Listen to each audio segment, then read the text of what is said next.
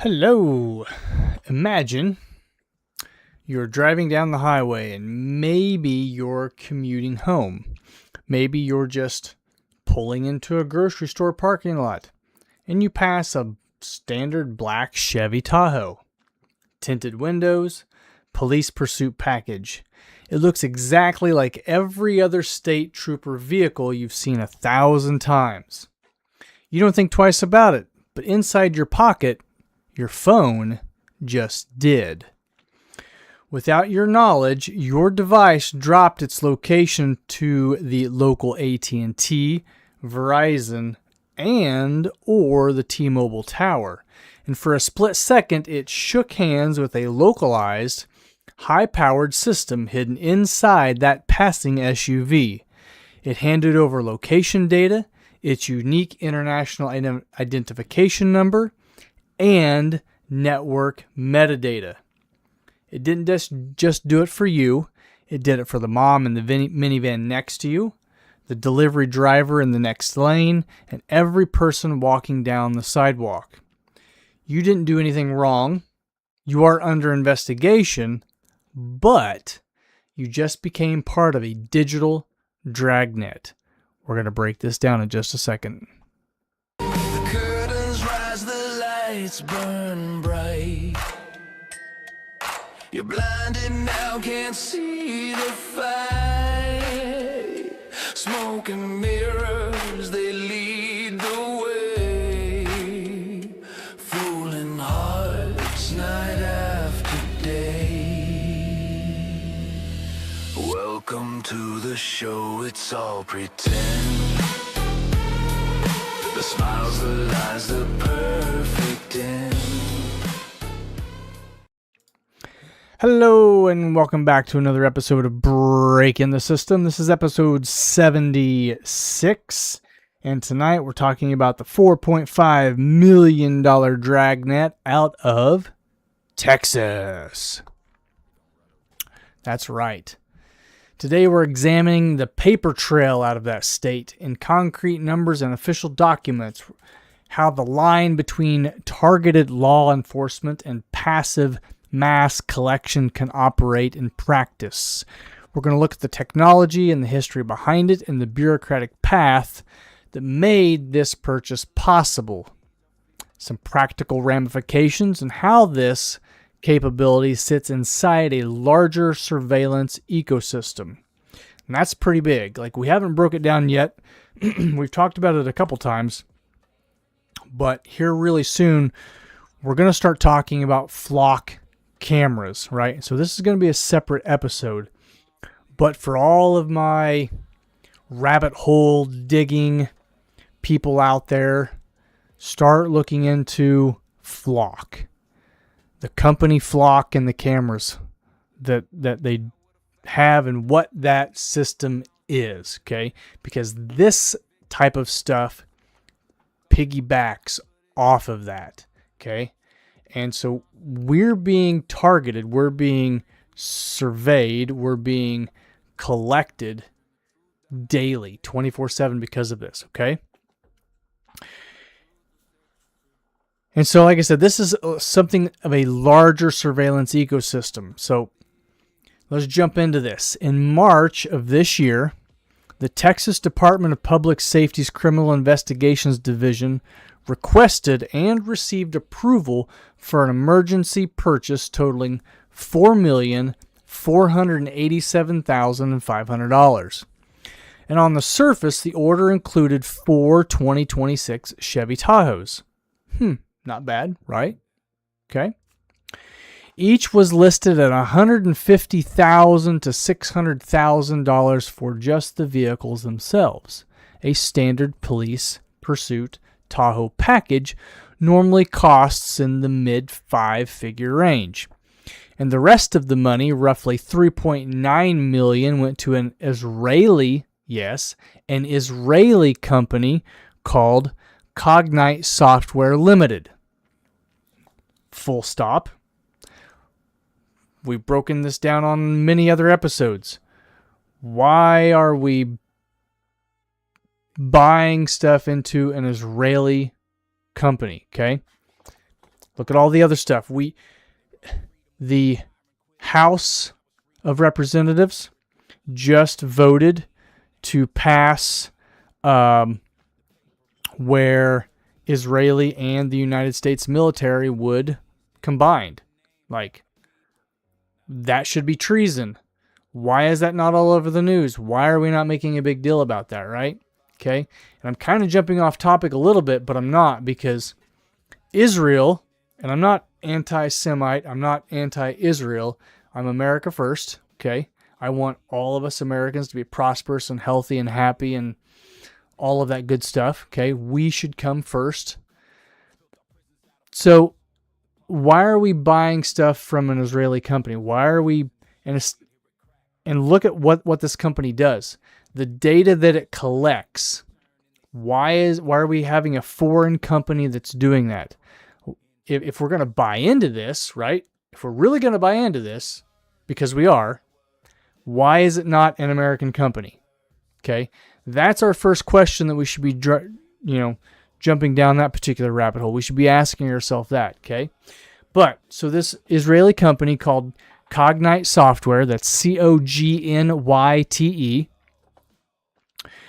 was spun out of Verint in 2021 and trades on the NASDAQ. The core items on the invoice were 4 Falco Net core systems at roughly $2.85 million, perpetual 5G software licenses, backpack portable units that work across 2G, 3G, 4G, and 5G, antenna kits, and supporting equipment.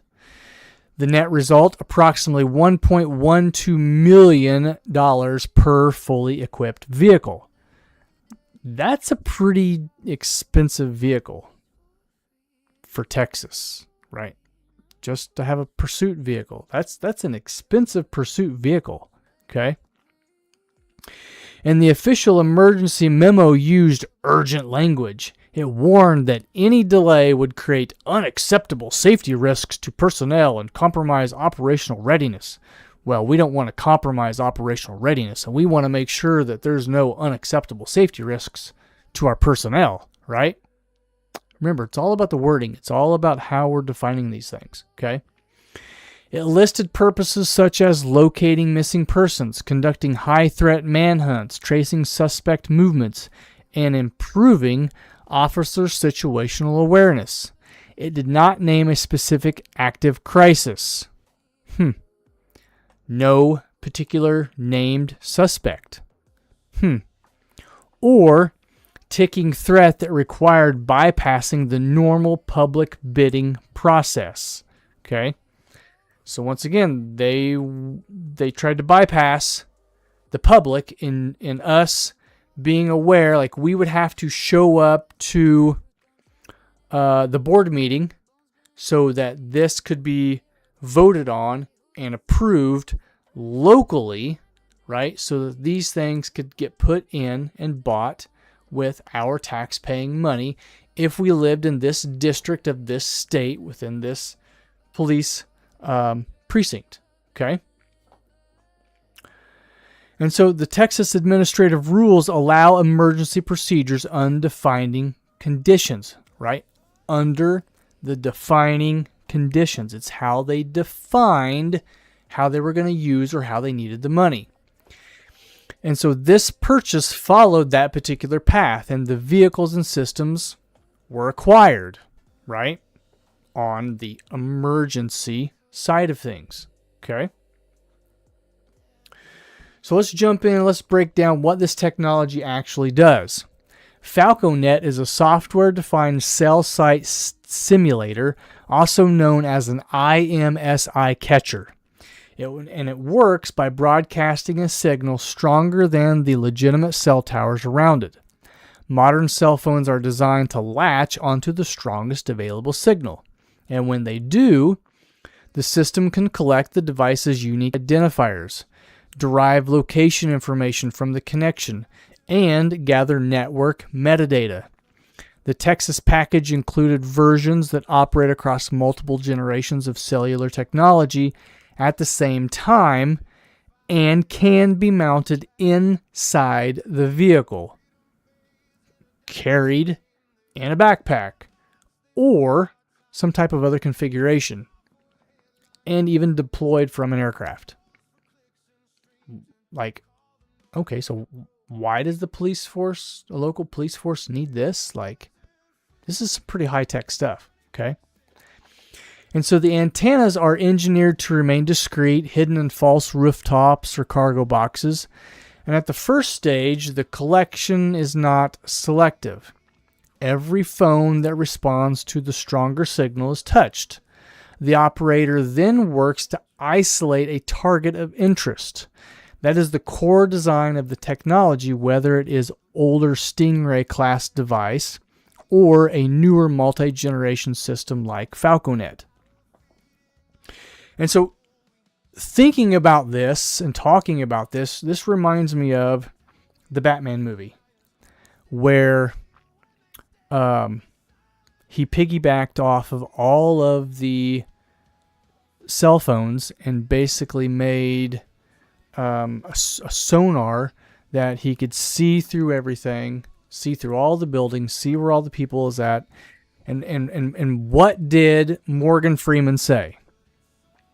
That this technology was too powerful for one man to control, okay?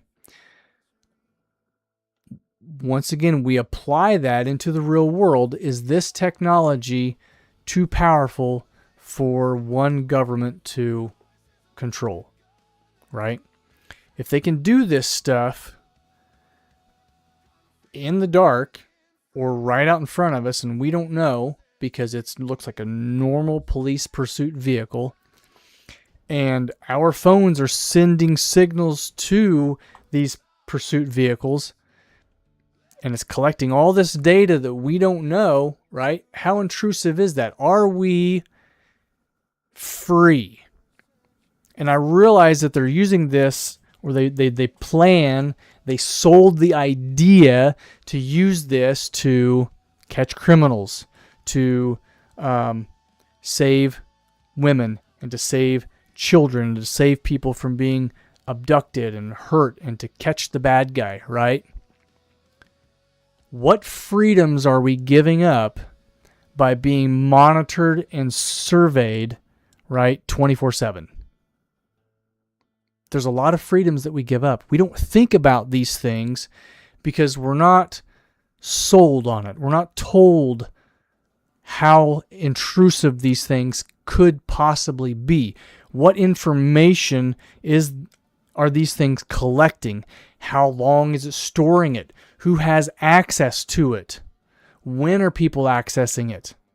All of those are legitimate questions that we should be asking, we should be bringing to the board meeting that they didn't have because of the definition that they gave to it on paper.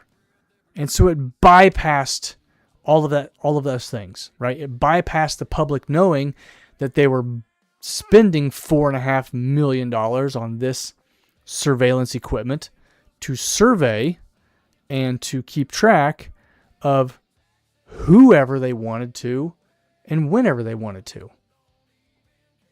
We didn't approve it. We, the people, didn't approve for our government to allow the police, their watchdogs, right? And I'm totally for the police. I back the blue 100%. But this is a little intrusive, right? Okay? And so let's look at the history of this. So this capability did not appear overnight. So get that straight. Like, this just not appear out of just thin air, right? We've been using this stuff for a while. So U.S. agencies have used related tools since at least the early to mid 1990s. Passive digital analyzers were in law enforcement hands by 1991. Active simulators soon followed. Harris Corporation's Triggerfish helped locate the fugitive hacker Kevin Mitnick in 1995. And by the early 2000s, the Stingray brand had become the popular shorthand of the technology. And for years, non-disclosure agreements limited what police departments could tell judges, defense attorneys, or us, the public. Awareness grew mainly through the Freedom of Information Act lawsuits, through court cases and through investigative reporting in 2010. The American Civil Liberties Union and other documented dozens of agencies that owned this type of equipment. And use ranged from locating specific suspects to broader area canvassing. Okay, so what were they canvassing? All right. Going back to when they purchased this stuff, they didn't say exactly what they were going to be using it for. They just said that it was imperative. It was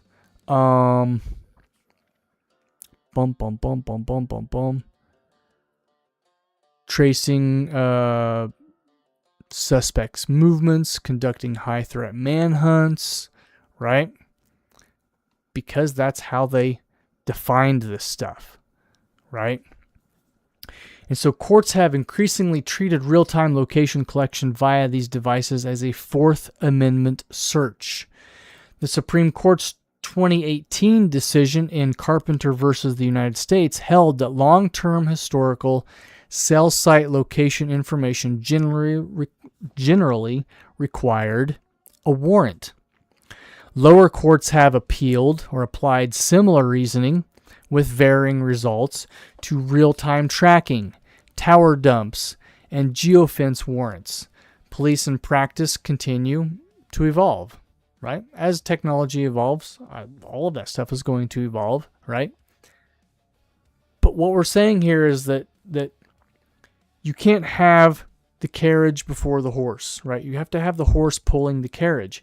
You have to have us, the people, knowing and voting on this stuff locally and approving it locally and knowing that, hey, if I pass this SUV that's sitting there, it could be collecting my data because I voted on it and it passed, right? Locally. And so newer commercial systems such as FalcoNet represent the current generation. It's a faster setup. It's multi-protocol coverage and form factors designed for vehicles, backpacks, and for aircrafts. And I'm assuming in the aircrafts, we're talking about drones as well, right? So if you think that someone's got a drone flying around up top, it might not be the neighbor kid.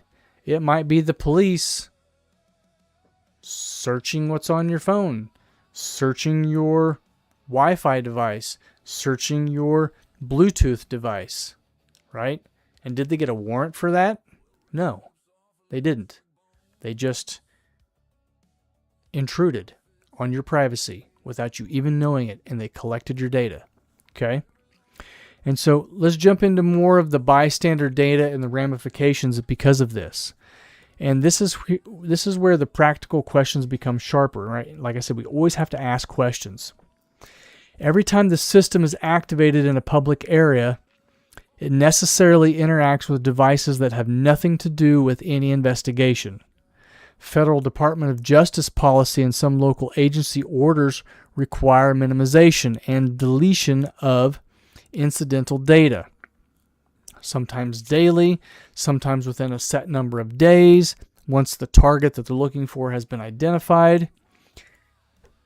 And the kicker is that those rules are not uniform across all agencies. Retention periods, audit requirements, and later access rules, well, they all differ. Not only by department, but they differ by district and they differ by state. Okay? And the data itself places a device, and therefore usually a person, at a specific place and within a specific time. And repeated deployments create what we call patterns. Think about it. You create a pattern every day. You get up at a certain time when your alarm clock goes off. You eat breakfast at a certain time. You go to work at a certain time. You leave your house at a certain time. You get in your car, brush your teeth, right? You eat lunch. You come home. You turn on the TV. You will eat supper. You lock your doors. You set your alarm. All within repeated patterns that we create. Because Humans, we don't like change, right? So anything that we can repeat on the daily makes our lives just a little bit easier, and we kind of don't have to think about those things, right? Well, guess what? This stuff has the ability and the capability of collecting and storing all of that stuff. If it's a signal that they can pick up, they've got it. Okay?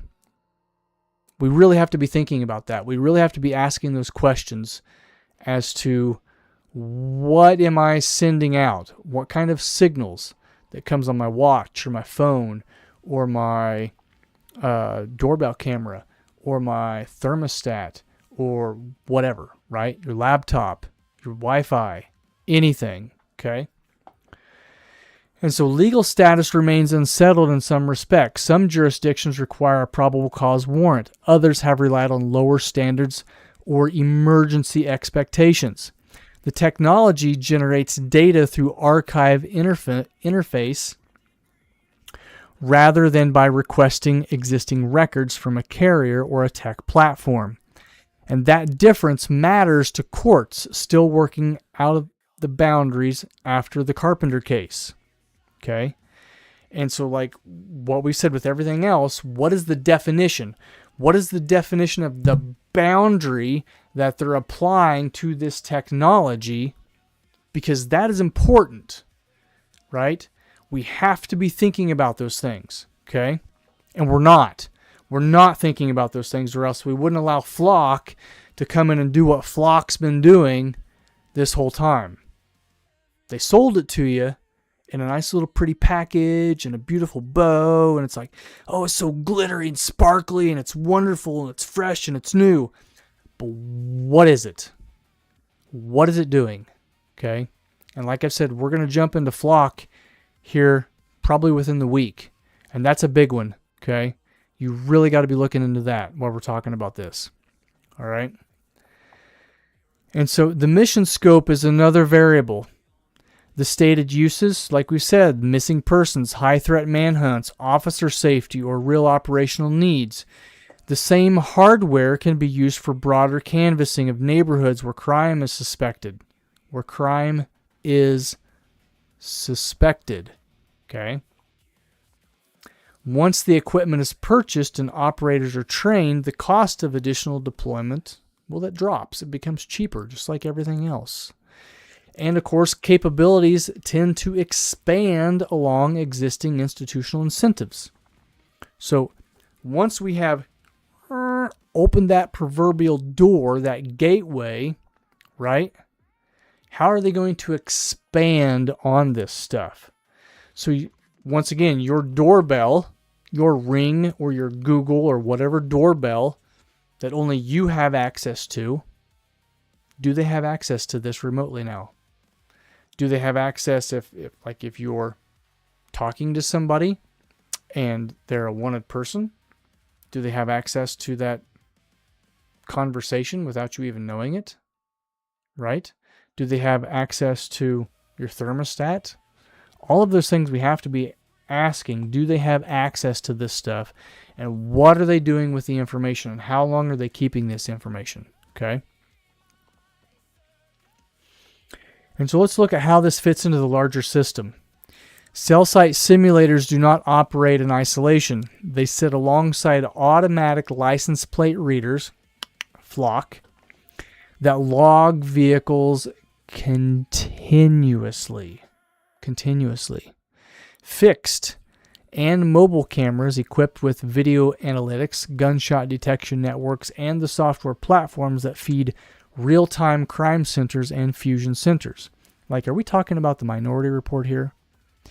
Like, all of this digital stuff that we're welcoming into our lives, are we not laying the foundation for Minority Report? And if you've not seen it, it's a movie with Tom Cruise where there's three psychics, and these psychics, they use their brain to feed this machine into, they call them precogs, and they basically read the future of a crime being committed before you've actually committed the crime, and then police show up at your door and they arrest you before you've ever done the crime, right? We are on the threshold of that happening, okay? Might sound like I'm crazy, because sometimes I do, but really take a step back and look at this stuff.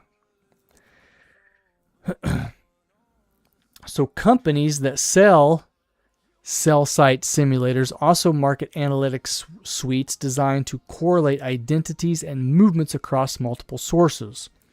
A device identifier collected on a street can, in principle, be linked later to a license plate, a camera track, or an earlier appearance in another data set. Tower dumps and geofence warrants are the records-based cousins of the same logic. Start with a place and a time window, pull every device that was present, and then work inward. The simulator generates the data itself, but in real time, without waiting for a carrier or a technology company to respond. So they can flip the switch and boom, they're ready to go. And that's the beauty of this. And it really is beautiful if like they're looking for a missing person. This stuff is awesome. If they're looking for a child that's been abducted, or like an elderly person, right, that has dementia, wonderful stuff, okay? And that's the gateway. That's where they sell it to us. But once again, is that the only thing that they're doing with this stuff? Because I bet it's not, right? And so here's our questions for you. Here's our hypothetical questions, our critical thinking questions, okay? Did you know that this layer of surveillance already operates in ordinary public space, often without individual awareness and often without individual suspicion at the moment of the collection? They just collect it. That's what it's saying. And you were never aware of it, were you?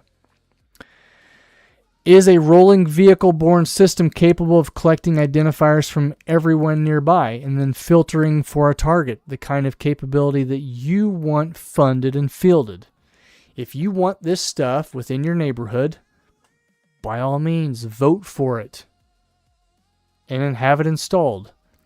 But realize that you're being watched 24/7 at all angles.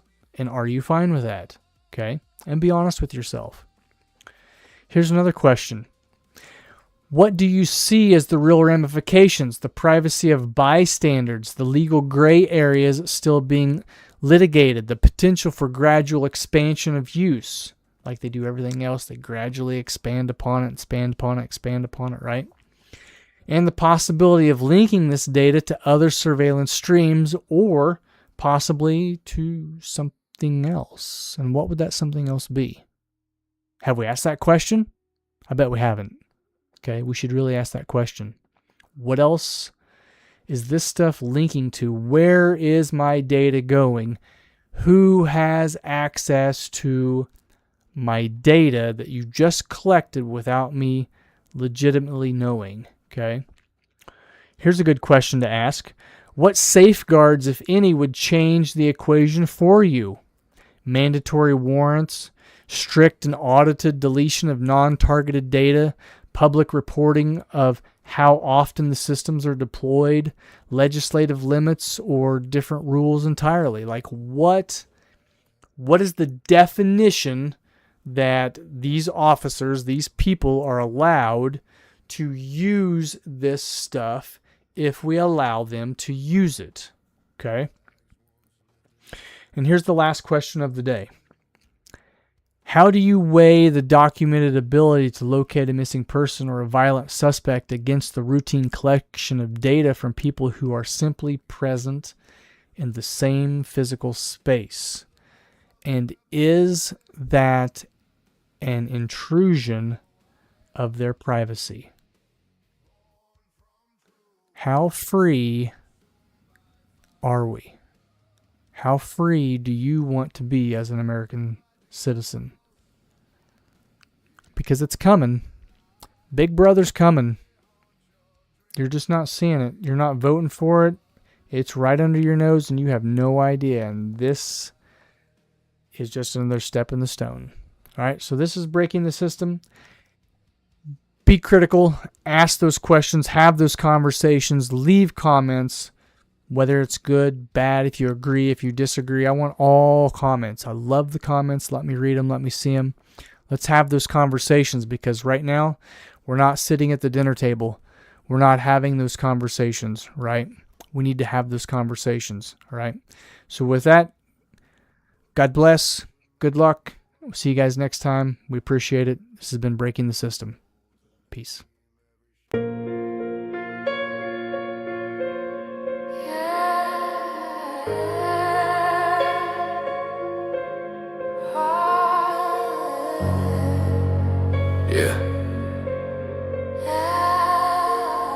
It don't rot overnight, you know.